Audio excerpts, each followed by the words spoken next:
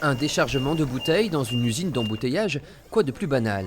Sauf qu'avec la guerre en Ukraine et les tensions sur le coût de l'énergie, il est de plus en plus difficile de se procurer des bouteilles neuves. L'arrivée d'un camion plein est presque devenue un événement.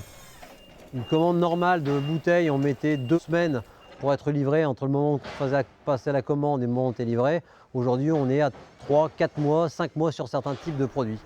15 millions de bouteilles sortent chaque année du site de Saint-Laurent-des-Vignes.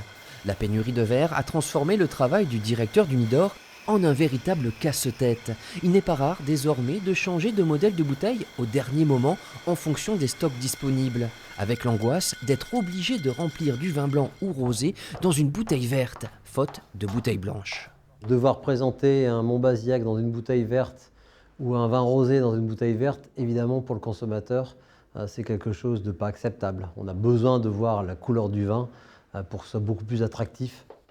La rareté du verre s'accompagne d'une inflation galopante de son prix, plus 44% en avril, plus 29% en mai, 36% en juin, obligeant Jean-Marc Fontaine à renégocier ses prix auprès de ses clients pour la deuxième fois dans l'année, ce qui ne lui était jamais arrivé.